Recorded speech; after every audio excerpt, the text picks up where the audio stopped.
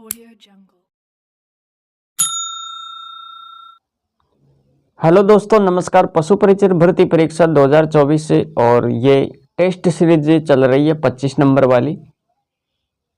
और इसमें हम दोस्तों कुल 30 क्वेश्चन देखने वाले हैं, जिसमें दैनिक विज्ञान, पशुपालन, सामान्य ज्ञान, राजस्थान जीके। राजस्थान जीके में देखो कला, संस्कृति, इतिहास और भूगोल। तो दोस्तों ये क्लास आपके लिए महत्वपूर्ण है, ये टेस्ट सीरीज। तो शुरुआत करते हैं। चैनल पर पहली बार देख रहे हो तो चैनल को जरूर सब्सक्राइब कर ले, क्योंकि मैं इसी तरह का कंटेंट आप सबके लिए लेकर आता रहता हूं। सबसे पहले दैनिक विज्ञान के क्वेश्चन देखेंगे। पहला क्वेश्चन है, परावर्तन के नियम लागू होते हैं। ये जो परावर्तन के नियम है ये किस पर लागू होते हैं? तो देखो यहाँ पर समतल दर्पण पर, अवतल दर्पण पर, उत्तल दर्पण पर, सभी दर्पणों पर परावर्तन के नियम लागू होते हैं। बताओ यहाँ पर इसका सही विकल्प क्या हो जाएगा? अरे दोस्तों, इसका सही विकल्प ऑप्शन डी होगा। क्वेश्चन बहुत शानदार है। परावर्तन के नियम ये तो पता ही होना चाहिए, तो इस टाइप का क्वेश्चन भी पूछ लेते हैं। तो परावर्तन के नियम लागू होते हैं, किस पर लागू होते हैं? तो सभी दर्पणों पर ये लागू होते हैं, परावर्तन के नियम सभी दर्पणों पर। तो ये याद रखें, यहाँ पर ऑप्शन डी सही हो जाएगा यहाँ पर। और अगला क्वेश्चन देखो, अगला क्वेश्चन क्या है? ये रहा दूसरा क्वेश्चन। विद्युत मोटर परिवर्तित करती है। ये जो विद्युत मोटर है ये क्या काम करती है, किसको कन्वर्ट करती है? तो देखो यहाँ पर विद्युत ऊर्जा को यांत्रिक ऊर्जा में, यांत्रिक ऊर्जा को विद्युत ऊर्जा में, चुंबकीय ऊर्जा को यांत्रिक ऊर्जा में, ऊष्मा ऊर्जा को विद्युत ऊर्जा में। तो यहाँ पर इसका सही ऑप्शन क्या हो जाएगा? अरे विद्युत मोटर का क्या काम है?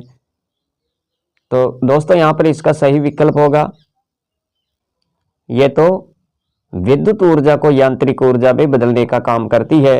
ये है विद्युत मोटर। ऑप्शन ए यहाँ पर सही होगा। और अगला क्वेश्चन देखो, अगला क्वेश्चन क्या आने वाला है? तो ये रहा दूसरा क्वेश्चन दोस्तों। पित्त का संचय किसमें होता है? पित्त का संचय ये किसमें होता है? प्लीहा में, अग्नाशय, अपेंडिक्स, पित्ताशय। अरे पित्त से पित्ताशय। ऑप्शन डी यहाँ पर सही हो जाएगा। पित्त का संचय किसमें होता है? पित्ताशय में। नेक्स्ट क्वेश्चन पर चलते हैं और देखो दूसरा क्वेश्चन क्या है। ये रहा क्वेश्चन। हरे पौधों में प्रकाश संश्लेषण की क्रिया में होता है। प्रकाश संश्लेषण की क्रिया में क्या होता है? तो देखो नाइट्रोजन संश्लेषण लेना, ऑक्सीजन छोड़ना, कार्बन डाइऑक्साइड लेना, ऑक्सीजन छोड़ना, ऑक्सीजन लेना और कार्बन डाइऑक्साइड छोड़ना। ऑप्शन डी में है ऑक्सीजन लेना, नाइट्रोजन छोड़ना। हरे पौधों में प्रकाश संश्लेषण की क्रिया में क्या होता है? तो दोस्तों यहाँ पर इसका सही विकल्प ऑप्शन बी होगा। ऑप्शन बी में क्या है? अरे कार्बन डाइऑक्साइड लेना और ऑक्सीजन छोड़ना, ये प्रकाश संश्लेषण की क्रिया में होता है। अगला क्वेश्चन है, मनुष्य शरीर का प्रमुख उपापचयी अंग है। मनुष्य शरीर का उपापचयी अंग आपको बताना है। तो देखो यहाँ पर वर्क, फुफ्फुस, आमाशय, यकृत। अरे इसका सही विकल्प क्या होगा? तो दोस्तों इसका जो सही विकल्प है, मनुष्य शरीर का उपापचयी अंग वर्क, फुफ्फुस, आमाशय, यकृत। ऑप्शन डी सही होगा यहाँ पर। ऑप्शन डी यकृत। 6 नंबर का क्वेश्चन देखो। 6 नंबर का क्वेश्चन क्या है? प्रोटीन की दृष्टि से किस भोजन का जैविक मान सर्वाधिक होता है? प्रोटीन की दृष्टि से किस भोजन का जैविक मान सर्वाधिक होता है? सोयाबीन, अंडा, मांस, मछली। प्रोटीन। तो दोस्तों यहाँ पर इसका सही विकल्प क्या होगा? अरे प्रोटीन किससे मिलती है? Option A soybean. 7 नंबर का क्वेश्चन देखो। 1 ग्राम वसा में कितनी ऊर्जा प्राप्त होती है? 1 ग्राम वसा में कितनी ऊर्जा प्राप्त होती है? 4 kilo calorie, 6 kilo calorie, 1 kilo calorie, 2.25 kilo calorie. 1 ग्राम वसा में कितनी ऊर्जा प्राप्त होती है? ऑप्शन सी, अरे 1 किलो कैलोरी। ऑप्शन सी सही होगा यहाँ पर। अगला क्वेश्चन देखो, क्वेश्चन क्या है? जल की तरल प्रकृति का कारण है? जल की तरल प्रकृति। आयनिन बंध, हाइड्रोजन बंध, डाइसल्फाइड बंध, कोवेलेंट बंध। जल की तरल प्रकृति का क्या कारण है? तो यहां पर बताओ। अरे ऑप्शन बी सही होगा, हाइड्रोजन बंध। 9वां क्वेश्चन है, मनुष्य में जैविक घड़ी कहलाती है। मनुष्य में जैविक घड़ी क्या कहलाती है? तो देखो यहां पर पीनियल काई, थाइमस, थायराइड, हाइपोथैलेमस। तो यहां पर इसका सही विकल्प क्या होगा? मनुष्य में जैविक घड़ी क्या कहलाती है? पीनियल काई, थाइमस, थायराइड, हाइपोथैलेमस। यहां इसका सही विकल्प है। तो साथियों इसका जो सही विकल्प होगा क्या होगा? अरे ऑप्शन ए सही हो जाएगा। यहां पर पीनियल काई, पीनियल काई याद रखिएगा, ये जैविक घड़ी कहलाती है मनुष्य में। ऑप्शन ए सही होगा यहां पर। अगला क्वेश्चन देखो, क्वेश्चन क्या है? ऐसी कौन सी वस्तु है जो जीवाणुओं से नष्ट नहीं होती? ऐसी कौन सी वस्तु है जो जीवाणुओं से नष्ट नहीं होती? गोबर, पौधों की पत्तियां, खाद्य पदार्थ, प्लास्टिक। ऐसी कौन सी वस्तु है जो जीवाणुओं से भी नष्ट नहीं होती? अरे यहां पर इसका सही विकल्प क्या होगा? Option D, plastic. अब दोस्तों यहां से 11 से लेकर 20 तक के हम यहां पर देखने वाले हैं पशुपालन सामान्य ज्ञान से संबंधित क्वेश्चन। तो देखो 11 नंबर का क्वेश्चन क्या कह रहा है? मुर्रा विश्व में सर्वाधिक दूध देने वाली है। मुर्रा किसकी नस्ल है? गाय की, भैंस की, बकरी की, भेड़ की। मुर्रा। तो दोस्तों इसका सही विकल्प है ऑप्शन बी, भैंस। मुर्रा विश्व में सर्वाधिक दूध देने वाली भैंस है। याद रखिएगा ये ऑप्शन बी। और देखो यहां पर अलग जानकारी दोस्तों, बात करें इनके दूध में वसा कितनी पाई जाती है? तो याद रखिए 7%। और दूध कितना देती है? 2076 लीटर प्रति बयान दूध देती है ये। और भदावरी भैंस के दूध में सर्वाधिक वसा पाई जाती है 13%। याद रखिएगा। और अगला क्वेश्चन देखो, क्वेश्चन क्या है? वेचूर किसकी नस्ल है? ये जो वेचूर है ये किसकी नस्ल है? गाय, भैंस, बकरी, भेड़। तो प्यारे साथियों इसका जो सही विकल्प हो जाएगा, अरे वेचूर किसकी नस्ल है? ये तो गाय की नस्ल है, वेचूर। ऑप्शन ए सही होगा। और इसके बारे में देखो, वेचूर गाय की नस्ल है जिसे मिनिएचर गाय भी कहते हैं। और यह केरल में पाई जाती है। कहाँ पर पाई जाती है? केरल में। इसे और क्या कहते हैं? मिनिएचर। ये कम ऊंचाई और छोटे आकार की वेचूर नस्ल की गाय है। 13 नंबर का क्वेश्चन देखो। अब क्वेश्चन है, राजस्थान का चलता फिरता फ्रिज के नाम से किसे जाना जाता है? बकरी, भेड़, भैंस, ऊंटनी। अरे रेगिस्तान का चलता फिरता फ्रिज किसे कहते हैं? तो याद रखिएगा यहाँ पर ऑप्शन ए सही होगा, बकरी। बकरी को राजस्थान का चलता फिरता फ्रिज कहते हैं। रेगिस्तान का चलता फिरता फ्रिज। बकरी को गरीब की गाय भी कहते हैं। भारत में बकरी की 20 नस्लें पाई जाती है, तो ये याद रखें। यहाँ पर 14 नंबर का क्वेश्चन देखो, गोमट नस्ल के ऊंट का उद्गम स्थल। गोमट क्या है? ये ऊंट की नस्ल है, तो इसका उद्गम स्थल बताना है। पाकिस्तान, जैसलमेर क्षेत्र, फलोदी, जोधपुर, इनमें से कोई नहीं। गोमट नस्ल के ऊंट का उद्गम स्थल। तो प्यारे साथियों इसका जो सही विकल्प हो जाएगा, अरे ऑप्शन सी सही होगा, फलोदी, जोधपुर ग्रामीण। गोमट नस्ल का ऊंट यह सवारी के लिए प्रसिद्ध है। किसके लिए प्रसिद्ध है? सवारी के लिए। ऊंट की नस्लें देखो यहाँ पर, बीकानेरी, जैसलमेरी, नाचना, मेवाड़ी, गोमट, ये सब ऊंट की नस्लें हैं। नाचना ऊंट सबसे अच्छी नस्ल का ऊंट है जो सबसे तेज दौड़ने के लिए विश्व भर में प्रसिद्ध है ये। केंद्रीय ऊंट प्रजनन केंद्र अनुसंधान की बात करें तो दोस्तों याद रखिएगा, केंद्रीय ऊंट प्रजनन अनुसंधान केंद्र ये कहाँ पर है? ये तो जोड़बीड़ बीकानेर में है। तो इतना सारा फैक्ट आप यहाँ याद रख सकते हैं। 15 नंबर का क्वेश्चन देखिए। 15 नंबर का क्वेश्चन क्या कह रहा है? सर्वाधिक ऊन उत्पादन राज्य कौन सा है? सर्वाधिक ऊन उत्पादन करने वाला राज्य कौन सा है? हरियाणा, पंजाब, राजस्थान, उत्तर प्रदेश। तो बताओ यहाँ पर इसका सही विकल्प क्या होगा? तो प्यारे साथियों, इसका जो सही विकल्प है सर्वाधिक ऊन उत्पादन करने वाला राज्य ऑप्शन सी सही होगा, राजस्थान। और यहां पर देखो, विश्व स्तर पर ऊन उत्पादन में भारत का 9वां स्थान है। विश्व में ऊन उत्पादन में ऑस्ट्रेलिया का प्रथम स्थान, जो कि विश्व ऊन उत्पादन का 1/4 1/4 भाग उत्पादन करता है। तो ये भी आपको यहाँ पर याद रखना है, महत्वपूर्ण जानकारी है। 16 नंबर का क्वेश्चन देखो, बकरी की किस नस्ल को सिटी गोट नाम से जाना जाता है? बकरी की वह नस्ल जिसे सिटी गोट नाम से जाना जाता है। बारबरी, बीटल, जकराना, सिरोही।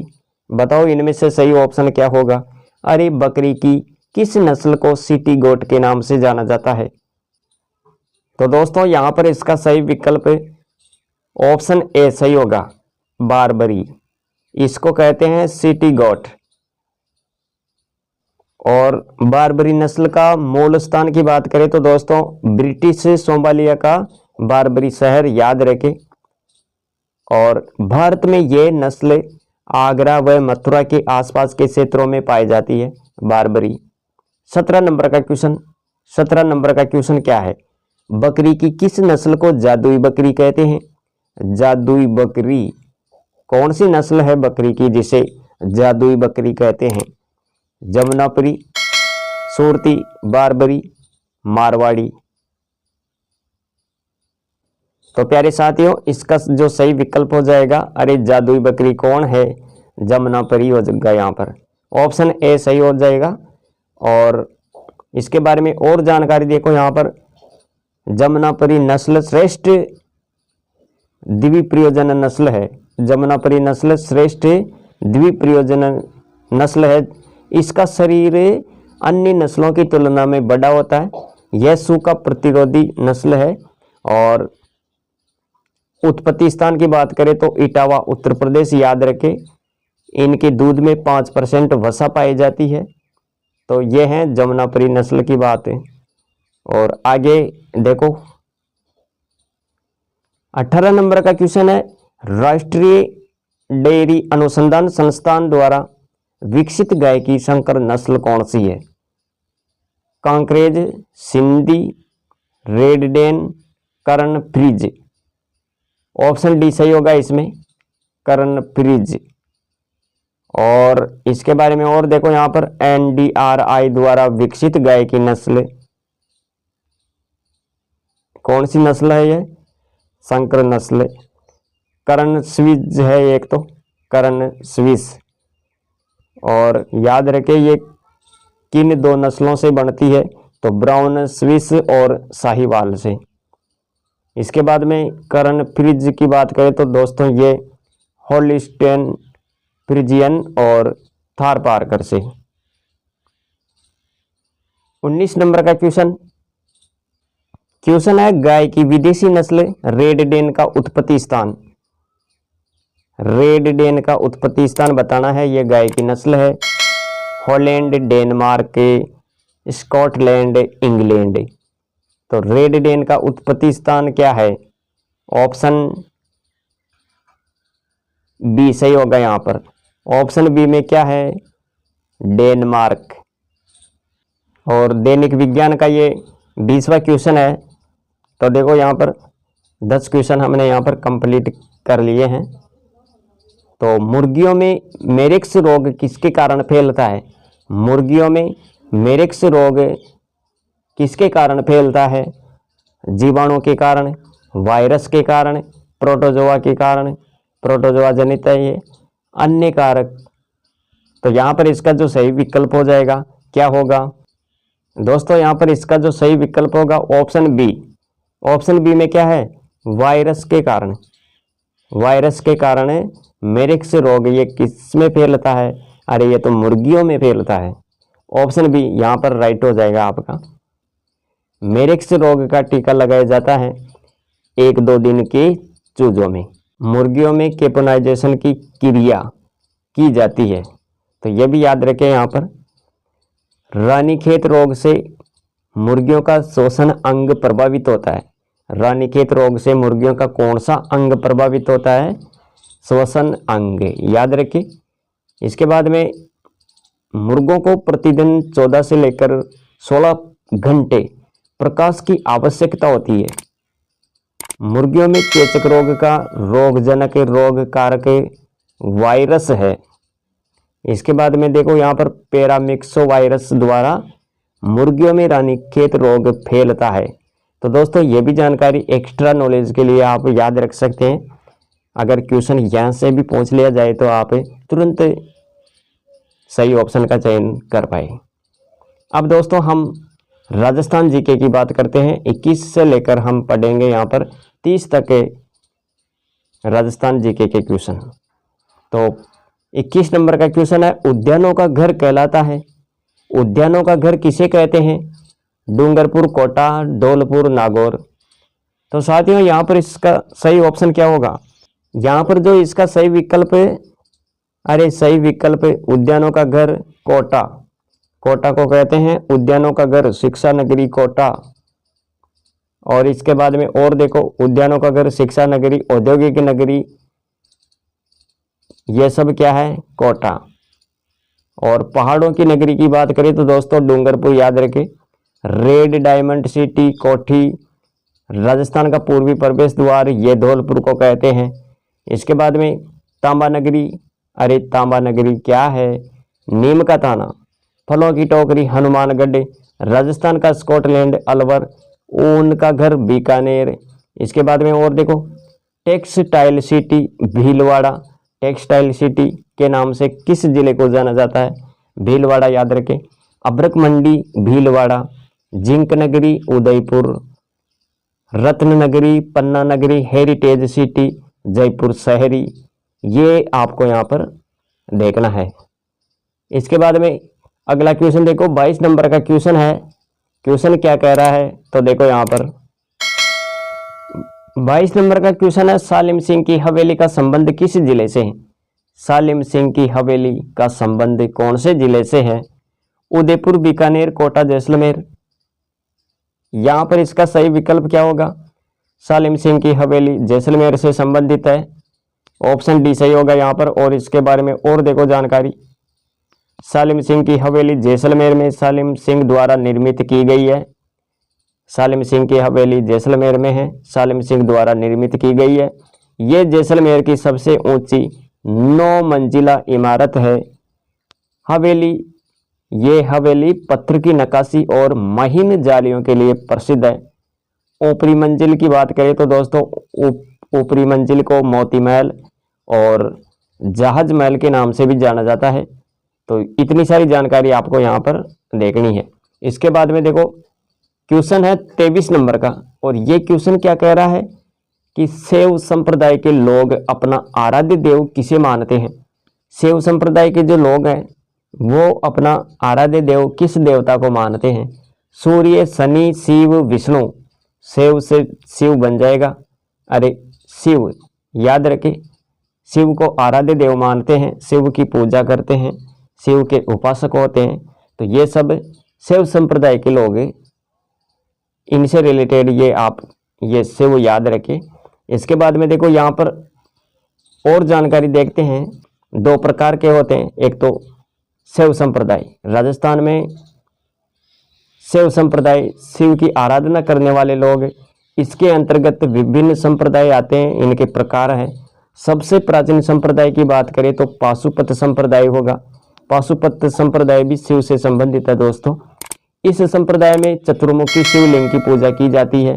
इसके बाद में देखो यहाँ पर राजस्थान में इस संप्रदाय का एकमात्र मंदिर है। और कौन सा मंदिर है? एक लिंगनाथ जी का मंदिर। कहाँ पर है? कैलाशपुरी गांव, उदयपुर, राजस्थान का यह सबसे बड़ा शिव मंदिर है। तो यह भी जानकारी आपको यहाँ पर याद रखनी है। इसके बाद में दोस्तों बात करें क्या इसके अलावा अन्य संप्रदाय कौन कौन से हैं, तो देखो यहाँ पर कपालिक संप्रदाय ये हैं दक्षिण भारत में, और लिंगायत संप्रदाय ये अधिकांशतः अनुयायी दक्षिण भारत में है। लिंगायत संप्रदाय के अनुयायी दक्षिण भारत में है। नाथ संप्रदाय जिसे योग संप्रदाय भी बोलते हैं, तो ये भी जानकारी आप यहाँ पर देखें। दूसरा संप्रदाय कौन सा है? वैष्णव संप्रदाय। इसमें विष्णु की आराधना करने वाले लोग शामिल होते हैं। इस संप्रदाय का सर्वप्रथम उल्लेख कौन से शिलालेख में किया गया? तो याद रखें 2 सुंडी शिलालेख। और ये शिलालेख कहाँ से मिला, कहाँ प्राप्त हुआ? तो 2 सुंडी गांव, और ये कहाँ पर है? चित्तौड़गढ़। याद रखें। वैष्णव संप्रदाय की बात हो रही है तो इस संप्रदाय की 2 प्रकार है। कौन कौन से हैं? एक तो अलवार संप्रदाय, एक नयनार संप्रदाय। अलवार की बात करें तो इसमें दक्षिण भारत में विष्णु के उपासक, और नयनार की बात करें तो दोस्तों ये भी दक्षिण भारत में भगवान शिव के उपासक। इस प्रकार आप यहाँ इनके प्रकार याद रखेंगे।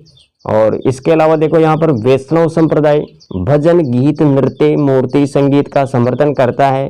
और वैष्णव संप्रदाय कर्मकांड, नरबलि, पशु बलि का विरोध करता है। तो ये भी जानकारी आप यहाँ पर देखेंगे। इसके बाद में हम देखते हैं 24 नंबर का क्वेश्चन क्या कह रहा है। 24 नंबर का क्वेश्चन है, हुंजा नामक घोड़ा किसका है? ये जो हुंजा नामक घोड़ा है ये किसका है? किसका था ये? जालिम सिंह का, नुसरत खां का, जगदेव का, उम्मेद सिंह का। हुंजा ये घोड़ा किसका था? तो प्यारे साथियों इसका जो सही विकल्प होगा ऑप्शन डी, उम्मेद सिंह। उम्मेद सिंह का घोड़ा था ये हुंजा। और इसके बारे में यहाँ याद रखें, बूंदी के उम्मेद सिंह का हुंजा नामक घोड़ा था, बूंदी के। क्वेश्चन है, कवि चंद्रबरदाई का अन्य नाम क्या था? कवि चंद्रबरदाई का अन्य नाम, कवि चंद्रबरदाई का अन्य नाम बताओ। यहाँ पर पृथ्वी भट्ट, सोमेंद्र, गोविंदराज, चंद्रभान। कवि चंद्रबरदाई का अन्य नाम क्या था? अरे ऑप्शन ए सही हो जाएगा यहाँ पर, पृथ्वी भट्ट। याद रखिएगा। इसके बाद में देखो यहाँ पर कवि बांधव के रूप में विग्रहराज चतुर्थ को जाना जाता था। कवि बांधव के रूप में किसको जाना जाता था? अरे विग्रहराज चतुर्थ को। गुवक चाहमान वंश का शासक था। चाहमान वंश का शासक कौन था? गुवक। अजमेर के पास पुष्कर में वरा मंदिर का निर्माण किसने करवाया? अर्णोराज ने। यह भी याद रखें यहाँ पर। इसके अलावा चौहानों की रणथंभौर शाखा का प्रवर्तक माना जाता था गोविंद राज। गोविंद राज को चौहानों की रणथंभौर शाखा का प्रवर्तक माना जाता था। याद रखिएगा ये भी। इसके बाद में अगला क्वेश्चन 26 नंबर का क्वेश्चन है, मेवाड़ प्रजामंडल की स्थापना कब और किसने की थी? मेवाड़ प्रजामंडल की स्थापना 1938 में हरिनारायण शर्मा ने, 1938 में माणिकलाल वर्मा ने, 1941 में माणिकलाल वर्मा ने, 1939 में गोकुल भाई भट्ट ने। तो मेवाड़ प्रजामंडल की स्थापना की बात करें तो दोस्तों इसका सही विकल्प ऑप्शन बी होगा। ऑप्शन बी में क्या है? 1938 में माणिकलाल वर्मा ने। ये मेवाड़ प्रजामंडल की स्थापना यहाँ पर याद रखें। इसके बाद में और इनके बारे में भी देखते हैं। हरिनारायण शर्मा 1938, ये क्या है?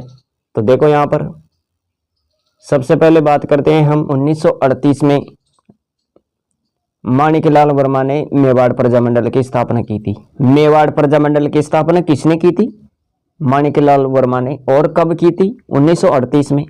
इसके बाद में 1941, ये 1941 में क्या हुआ था? तो यहाँ पर देखो प्रजामंडल का प्रथम अधिवेशन माणिकलाल वर्मा की अध्यक्षता में हुआ था। 1941 भी इससे रिलेटेड है, याद रखिएगा यहाँ पर। 1938 में अलवर प्रजामंडल की भी स्थापना हुई थी और किसने की थी? अरे हरि नारायण शर्मा ने। इसके अलावा 1939 की बात करें तो दोस्तों सिरोही प्रजामंडल की स्थापना गोकुल भाई भट्ट ने बंबई में की थी। सिरोही प्रजामंडल के दौरान लाठीचार्ज हुआ जिसकी निंदा गांधी जी ने की और किस में की? हरिजन सेवक नामक के समाचार पत्र में। 1940 में स्वरूप सिंह ने सिरोही प्रजामंडल को मान्यता प्रदान की थी।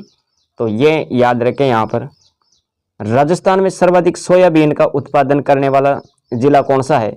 राजस्थान में सोयाबीन सर्वाधिक कौन से जिले में इनका उत्पादन होता है? तो देखो झालावाड़, नागौर, बांसवाड़ा, झुंझुनू। तो सर्वाधिक सोयाबीन, अरे दोस्तों याद रखिएगा, इसका जो सही विकल्प है ऑप्शन ए होगा झालावाड़। झालावाड़ में सोयाबीन का उत्पादन सर्वाधिक रूप में किया जाता है। ऑप्शन ए यहाँ पर सही हो जाएगा। सर्वाधिक सोयाबीन उत्पादन करने वाला जिला कौन सा है? झालावाड़। सर्वाधिक मूंग उत्पादन नागौर। सर्वाधिक अरहर उत्पादन बांसवाड़ा। चमला उत्पादन झुंझुनू सीकर। तो ये जानकारी आप यहाँ पर देखें। इसके बाद में दोस्तों 28 नंबर का क्वेश्चन है, जोजोबा होओबा का मूल स्थान। जोजोबा होओबा का मूल स्थान बताना है। एरिजोना का रेगिस्तान, कैलिफोर्निया का रेगिस्तान, भवानी मंडी झालावाड़। विकल्प ए और बी, ऑप्शन डी सही होगा। यहाँ पर ये दोनों रेगिस्तान आ जाएंगे, एरिजोना का रेगिस्तान और कैलिफोर्निया का रेगिस्तान। जोजोबा होओबा का मूल स्थान है ये, तो ये भी याद रखें यहाँ पर। और देखो 29 नंबर का क्वेश्चन क्या कह रहा है। क्वेश्चन है बकरी प्रजनन व चारा उत्पादन केंद्र। बकरी प्रजनन व चारा उत्पादन केंद्र है पुष्कर अजमेर, रामसर अजमेर, अंबिका नगर। इनमें से कोई नहीं। तो बकरी प्रजनन और चारा उत्पादन की बात करें तो दोस्तों यहाँ पर इसका सही विकल्प ऑप्शन बी होगा, रामसर अजमेर। इसके बाद में देखो यहाँ पर बकरी प्रजनन व चारा उत्पादन केंद्र रामसर अजमेर और केंद्रीय भेड़ ऊन अनुसंधान संस्थान की बात करें तो अंबिका नगर टोंक। और राजस्थान में सर्वाधिक पशुधन वाला जिला कौन सा है? तो बाड़मेर। याद रखें। ऑपरेशन फ्लड का संबंध किससे है? श्वेत क्रांति से, दूध उत्पादन से। तो ये भी जानकारी आपको यहाँ पर देखनी है। इसके बाद में आज की इस टेस्ट सीरीज का ये लास्ट क्वेश्चन है, रामसागर अभ्यारण्य। रामसागर अभ्यारण्य ये कहाँ पर है? अजमेर, अलवर, धौलपुर, उदयपुर। सही ऑप्शन का आपको चयन करना है यहाँ पर। तो साथियों इसका जो सही विकल्प हो जाएगा क्या होगा? अरे रामसागर अभ्यारण्य ये तो धौलपुर में है। ऑप्शन सी यहाँ पर सही होने वाला है। इसके बाद में रामसागर अभ्यारण्य की बात करें तो इसकी स्थापना 1955 में धौलपुर में। और क्षेत्रफल कितना है? तो ये भी देख लो यहाँ पर 30.40 वर्ग किलोमीटर। तो ये जानकारी भी आपको यहाँ पर देखनी है। और दोस्तों टेस्ट सीरीज कैसी लगी कमेंट करके ज़रूर बताइए। और सब्सक्राइब नहीं किया तो चैनल को ज़रूर सब्सक्राइब कर ले, क्योंकि मैं इसी तरह का कंटेंट आप सबके लिए लेकर आता रहता हूं।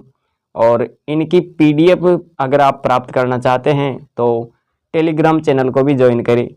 टेलीग्राम चैनल लिंक द्वारा आपको मिल जाएगा, या फिर आप सर्च करके भी वहां देख सकते हैं। अगर नहीं आता है सर्च करने पर तो टेलीग्राम के लिंक के माध्यम से ही आप उसमें ऐड हो पाएंगे। और ये क्लास अपने दोस्त मित्रों तक भी शेयर करें ताकि उनको भी इस टेस्ट सीरीज का फ़ायदा मिल सके। तो दोस्तों मिलेंगे अगली वीडियो में। आज के लिए इतना ही। Thanks for watching.